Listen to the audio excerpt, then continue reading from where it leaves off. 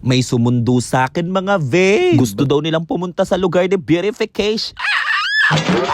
Okay, sige, mabilis akong kausap. Kaya dinala ko sila sa amin mga babe. Nag-camping kami. Kaso nagkaroon kami ng problema. Binagyo kami habang nagka-camping. At tinangay na ng hangin yung iba naming kasamahan. Nakakalungkot. Samahan nyo kami mag-nature trip. Let's go. Kakagising ko lang. Tapos may nagdo-doorbell mga babe. Like, who are they? Oh my God, their truck seems familiar. Sinundo nila ako dito sa bahay ng aking mommy is jerk. At sabi nila gusto daw nilang pumunta sa bahay nila Beautification. Dadalhin ko sila sa lugar ni Beautification mga babe. Inabot na nga kami ng gabi pagpe-prepare ng mga gamit kasi magka-camping kami mga babe. Gabi na nga kami babiyahe papunta sa Laguna para hindi din traffic. Oh my God, this is my first time na pumasok dito kay Lokbu. Para siyang bahay talaga mga babe kasi kompleto. May CR, may lababo, may higaan, double deck pa. Ang problema, hindi kasya si... Ay, anong kasya? Hindi kasya si Beautification. Ano height mo? 6'2" yan. 6'2", no? Tapos 7 inches to yan. Nag-umpisa na nga kami bumiyahe pa Laguna mga babe. Ay! Basta moms na yun. Oh! Late na din kami nakabiyahe mga babe. Kasi kinumpleto muna namin ang mga things to bring. Kasi mahirap naman sumabak sa camping kapag hindi ka kompleto, like literally. Mahirap naman kung itong batuta ko lang ang dala, diba? Mataba to, may ugat, tapos mahaba, kulay itim. Charas! Nag-stop over muna kami dito sa Eslet kasi nalalasahan na namin ang tae sa bibig. Nagutom kami mga babe kaya kumain muna kami. Ano ba yun? Bawal ang tsinelas sa loob. May mom. Major. Kaninong aso to? Kung wala kayong magawa sa buhay, wag niyong pagtripan ng mga bawa. Wow! Nakakilay ka tapos ako hindi. Kapal na mukha mo. Sige be, sabihin mo sa akin, sinong nagkilay sa'yo? Nakshi kita, mamshi mo ko. Sige, magsabi ka anak. Habang kumakain sila Beautification, may nagbigay sa akin ng alaksan. Kakadating lang ni ate, galing siyang Israel. At palagi daw akong pinapanood ni ate. Salamat po ate, dapat kinash mo na lang. Charot! Tamang-tama, broken-hearted ngayon si Beauty. Charot!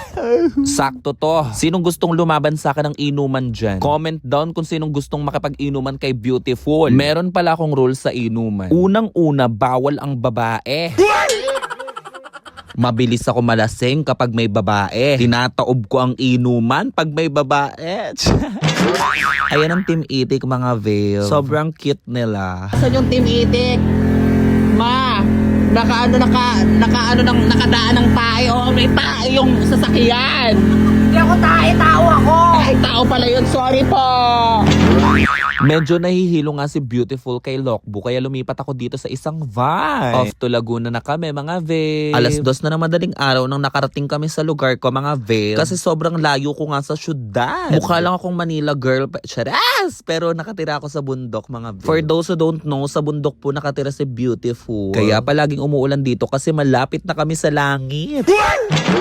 Sa sobrang layo ng biyahe namin, kumati na yung mga balakubak ko mga babe. Ewan ko kung nakwento ko na to dati sa vlog ko, pero ikukwento ko ulit. Dati mga babe, laging kumakati yung itlog ko. Ako naman si Kamot. Akala ko naman Makati lang talaga, kaya ako, Kamot lang, go! Nagtataka ako kasi araw-araw na siyang Makati. Makalipas ang 4 na araw na Makati ang itlog ko. Kumuha ko ng maliit na salamin at nilagay ko sa sahig. Tapos bumukaka ako kasi nasa ilalim ng bayag ko. Pag check ko mga babe, may naninirahang garapata.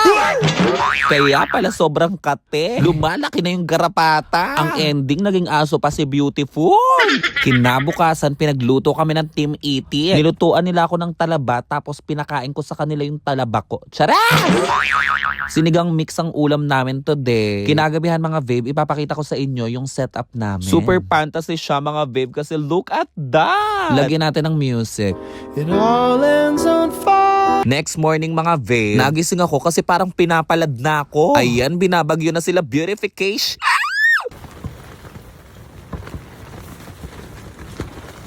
Akala ko bumabagyo lang mga babe. May nakapasok din palang sa lagubang dito sa loob ng tent ko. Nakakatakot! Binabagyo na kami. Meron akong tinda ditong kinulog na itik. Ayan.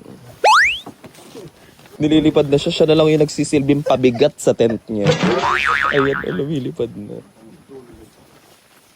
Sobrang lakas ng hangin dito. Ayun, buhay na.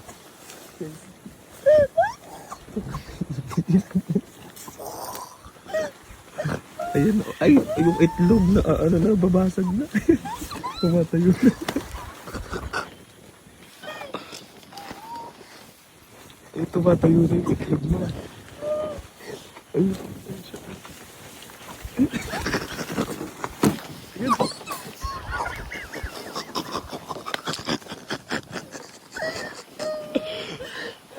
ay, tumayo na, tumayo na. Nakatayo na yung tema.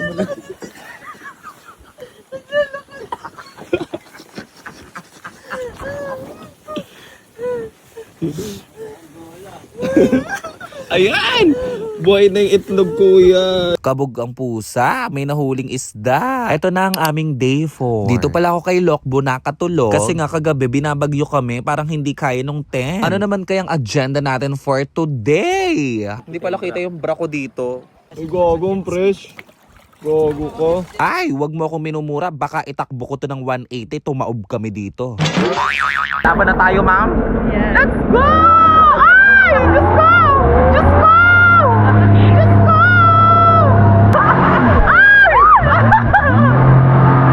Nakakakaba pala to.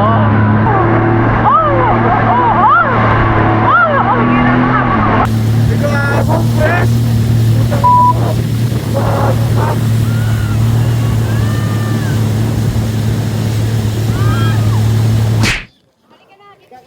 Kakain po. Eh, nakakahiya po. Kain. Totoo ba? Eh, sige na nga po. Eh, nakakahiya po kasi. Pero busog po ako, pero sige po. Charing, hello po. Hi, ito po yung kakainin. Ay, hindi ba yun? Hello po. Anong meron po yun? Hello po. Happy birthday po. Ayun ang birthday girl. Ayun pala. Be, happy birthday! Makikikain ako. Ayan. Be, tagasan kayo?